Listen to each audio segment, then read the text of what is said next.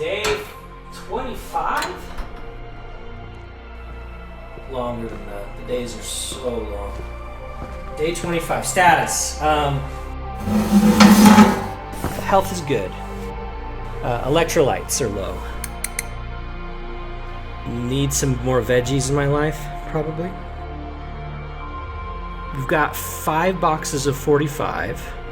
Got some 38 special, but no way to fire that 38 special. Looking for a revolver. Some other random rifle ammunition. 30-6 round. Oh, shotgun though, man. Shotgun shells. That's the stuff that I need more of. I've got 4 boxes, 4 rounds left. Toilet paper. That's a concern. I'm down. The 2-ply is. I've only got a couple of rolls left.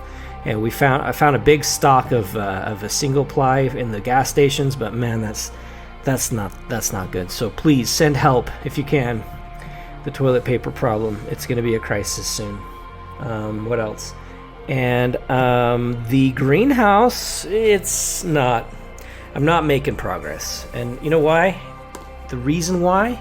It's because I'm distracted because of stuff like this. This is distracting me. What is this, you ask? Well, you probably know. You probably know what this is. Shadowdark. Shadowdark is the game that I've been playing lately. And I have some stuff I want to say about it that I'm going to say on this channel. I have 2 videos. This first video, I want to talk about how this could have slayed D&D, but it will not. It won't slay D&D. We're going to talk about that. My other video will be a review of it.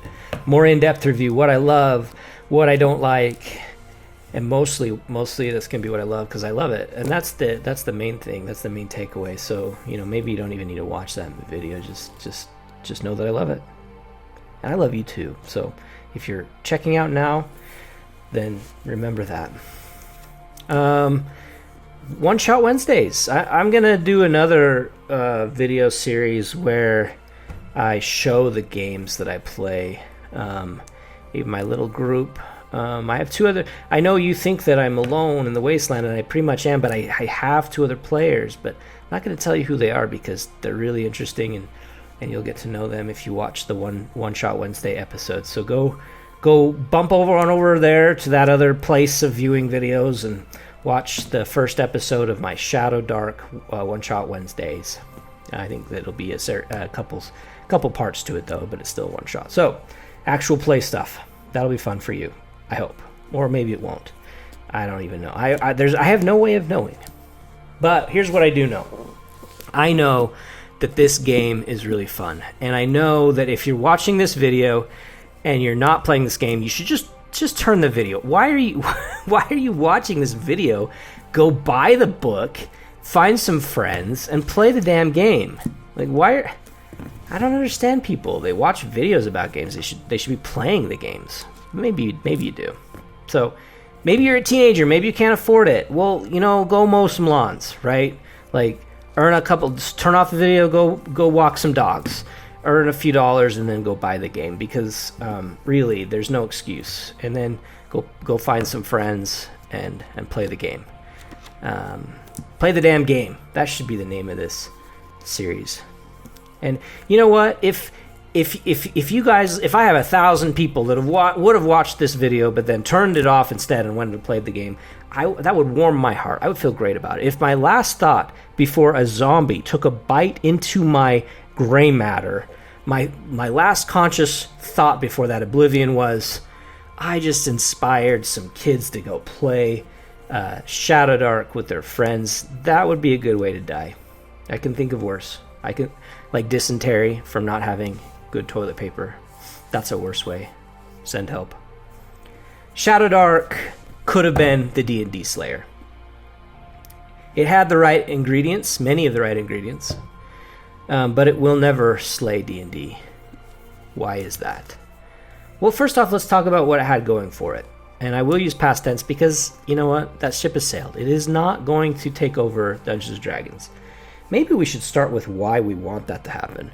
And maybe some of you don't. Maybe some of you are like, but Andrew, why do you want to slay Dungeons & Dragons? If you need me to explain that to you, then I just don't know what to say, because that's not what this video is about. But I feel like that should be self-evident, because Dungeons & Dragons has not become the thing that we hoped or wanted or wished that it would become. Many of us, certainly me. It has become it's become the treaty on the result of the treaty on the board of strategic, embattled players, right? I don't know how to say this in a more eloquent way, but it is the result of the battles that are happening in your world. My world's already gone to hell, but in your world, those battles are still happening, and Dungeons & Dragons is caught in between them, Wizards of the Coast, and they're trying to deliver the thing that will be the least offensive to the most amount of people. That is what they're trying to deliver, and so that's what they have.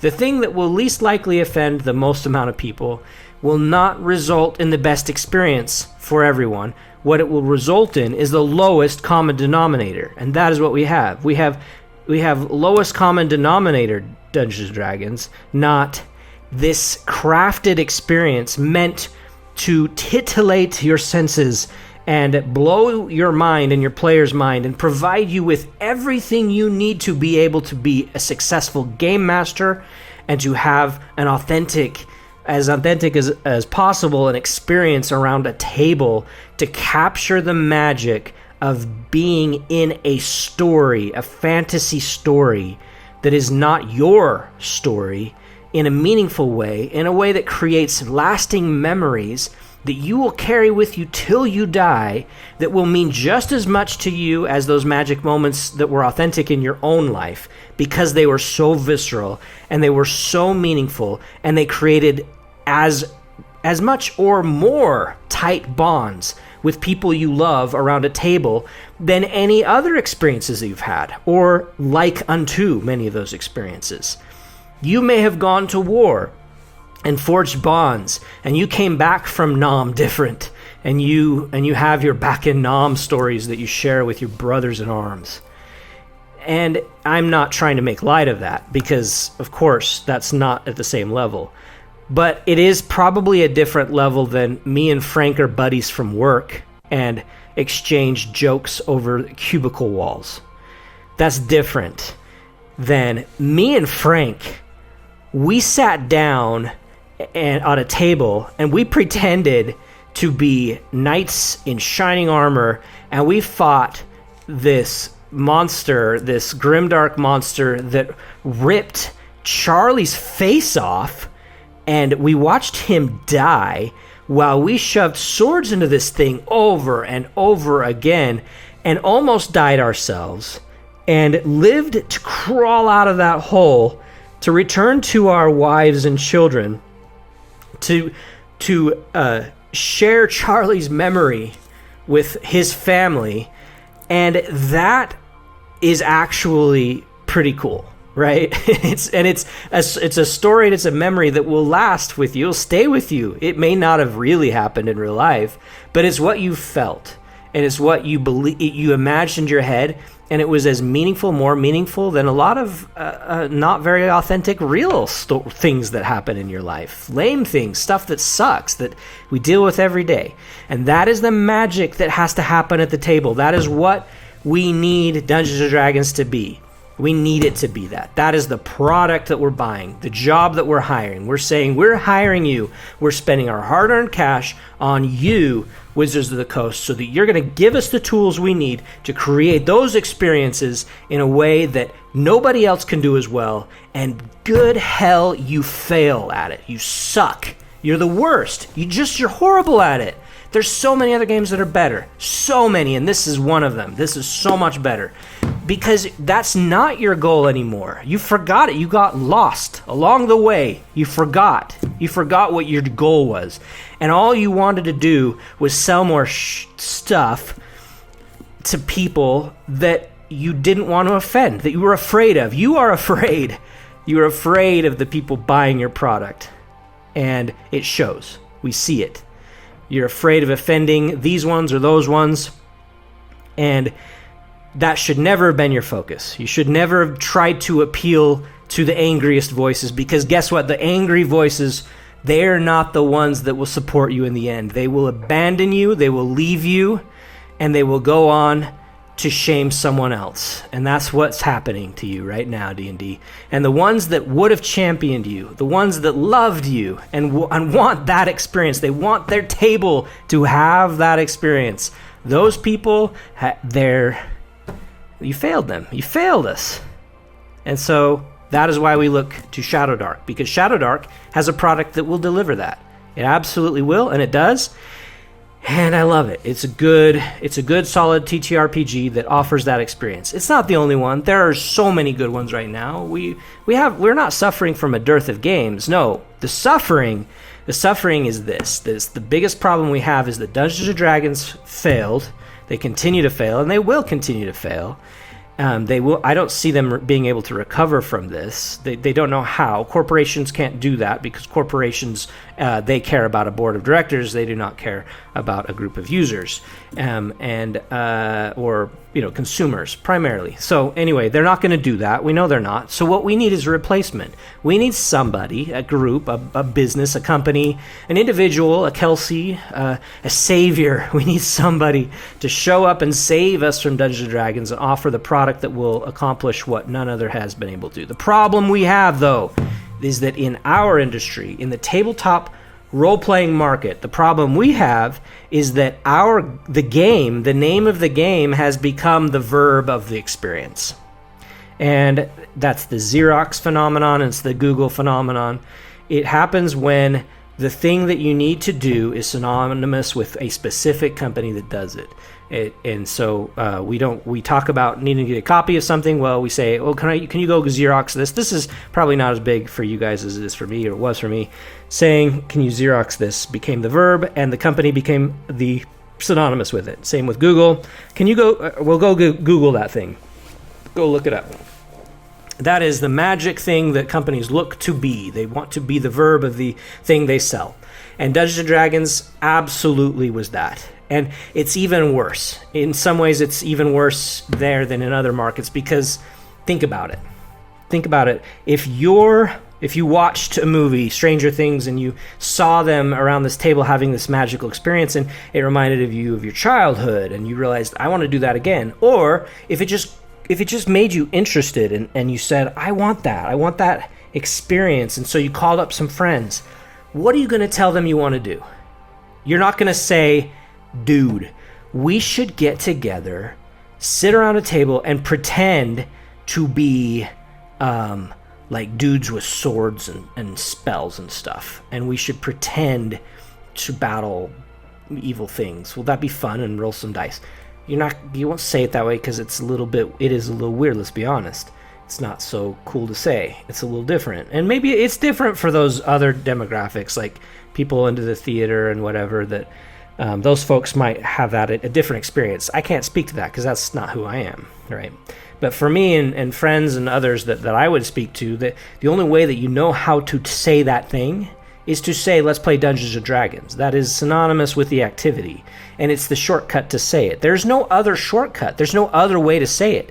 TTRPG is an awkward way of saying it that nobody knows. It's not out there on the lexicon. Nobody says that acronym, let alone tabletop role-playing game. That is not a phrase that is in the lexicon, nor will it ever be. It won't. It's not going to enter the public lexicon. It is only used by people in the niche itself.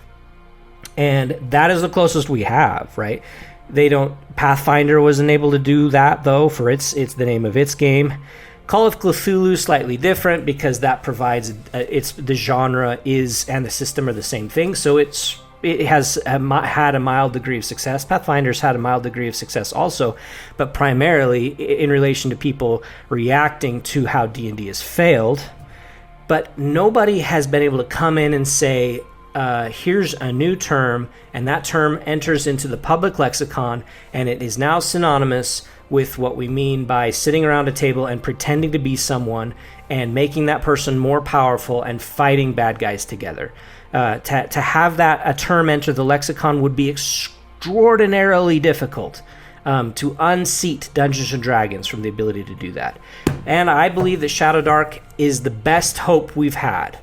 And why is that? Why is this little book been able to penetrate so far? In fact, I'll go so far to say that I believe Shadowdark will become number 2. It will become the number 2 tabletop role-playing game. It will beat Pathfinder, 100% it will. It will probably beat Call of Cthulhu, and it will probably beat all the others as well. It will become the number 2 gaming tabletop RPG experience, but it will not unseat Dungeons & Dragons. And why won't it do that? Well, because of the name. The name is too narrow, and that is why Call of Cthulhu couldn't do it. Call of Cthulhu had all the right things to be able to unseat it as well, other than it was limited by this very name and the niche that it provided. Pathfinder was probably the best hope we had, but Pathfinder's name was lame. Pathfinder? I mean, that's not going to replace Dungeons and Dragons. It's not. It's not going to do that. Not in the public lexicon. But Shadowdark won't either. It's too specific. It brings with it. I mean, look at the cover. This is a grim dark experience. You expect it to be, and also like the way that it traveled, the way that people heard about it. I don't know about you, but when I first heard about Shadowdark, the way that I heard about it was through one of the gimmicks, one of the mechanics, and that was the torch timer. Well, torch timers, they last an hour in real life and in the game. It's the same thing. And it was like, wow, okay, I don't know. That's not why I bought it. That's not why I got interested. But it's a hook. It got in there. It was like, well, that's really interesting. That's novel and unique. And that novelty of this and the way that people talked about it, the vibe that it gave, it deserved to be spread. It deserved to be cracked open and looked at. And then it delivered. Also, it was simple enough. It did just the right amount of everything you needed to do. It said that you could have. This is the thing that's so powerful about it, I think, is that and it's not new. There are other OSR games that do this. Old School Essentials, some would argue, even do it better. But the thing that it brings is this idea that the table itself is all facing extraordinarily difficult odds, will probably die if they're just going to go around hitting everything with their swords. And that idea and that concept is interesting. It's very unique. It's very novel. The fact that there's not a rule for everything under the sun is also freeing. It's relaxing. It's the idea that I can just go in and sit down and not be thumbing through pages of rules, but having and sharing an experience with my friends where the rules don't get in my way but support what I want to do. And I'm promised that I'll have a dark, cool, interesting adventure that where we are gonna, if we get out, it's gonna be by the skin of our teeth. Okay, that's great. It has and the name itself is powerful. Shadowdark is it. Like, it has the legs. So from the very first promise statement, Shadowdark, I know that I'm going to have, that's the type of experience I'm going to have. And then that's the first promise. The second promise is the artwork and the cover itself, which was, it did its job. The packaging, it delivered. You felt like, okay, I'm going to get what this says I'm going to get. Now I prop it open, I start reading. Okay, that promises that it's going to give me what that suggested I'm going to get. And it delivered. All the way through it delivered. At no point did it disappoint you. At no point did you read or consume or then play the game and say, nope, it promised something and it didn't deliver. No, it delivered at every point and at every stage, and the branding was from top to the bottom was aligned perfectly on what it needed to be. And that's why it had the legs. That's why it delivered, because it promised that it would do a job for you when you hired it with your money, and it did the job, and it did it well. And as simple as that sounds, so many other OSRs cannot do that, didn't do it, failed to do it. Old School Essentials, what the hell kind of name is that? It could have been better than, I mean, some people argue it is better than Shadowdark. Its branding is very beautiful, I think. It's got phenomenal writers behind it. The game mechanics are cool. Why does it fail? Because it doesn't have the brand promise from the very tip of the spear all the way to the bottom, like Shadowdark does. So Shadowdark, there's a reason why it's going to surpass Old School Essentials if it hasn't already. I don't know the numbers, but it will. I mean, absolutely, I have no doubt that it will. That's the reason. But Shadowdark cannot unseat Dungeons and Dragons. Why? Because it's too specific. It is given its own. It's set its own limits by its name, by its branding, because Grimdark is not broad enough. It cannot take over Dungeons and Dragons because it is not sweeping enough. It does not include every experience, the medieval type, high fantasy type experiences and others that Dungeons and Dragons has been able to promise that it can do. And I think that, personally, I believe that the Grimdark version of fantasy is a subset, and it's too much of a subset. I mean, you could argue that medieval and high fantasy is also a subset. That's also a niche. Maybe it's just as much of a niche as Grimdark is. But I don't think that if you went around and asked 20 people that question, they would agree. And so when friends want to play a game with their other friends around a table, rolling dice and pretending to be knights, they will say Dungeons & Dragons, and they will have never heard of Shadowdark, and they probably never will until they have the awkward conversation, which we've all had. They go to their one friend that plays this kind of games, and they say, hey, I want to play Dungeons & Dragons, and their friend says, oh, cool, yeah, let's do that. And then they drop this down on the table, and the friend's like, what is this? You said we were going to play Dungeons & Dragons, and you have to do the bait and switch conversation. Well, yeah, this is like Dungeons & Dragons. It is Dungeons & Dragons, essentially. It's just a different blah, blah, blah. We've all had those conversations. It's always awkward. It's always weird, and it's always frustrating. I wish we didn't have to have those conversations, and we probably always will. That's just the reality of it. Let's just accept it and move on. There's worse things, like the end of the world. That's all I want to say. I don't want to continue talking about this anymore. But here's what I do also want to say, and that is, may your rolls ever be high and your ammunition never run low.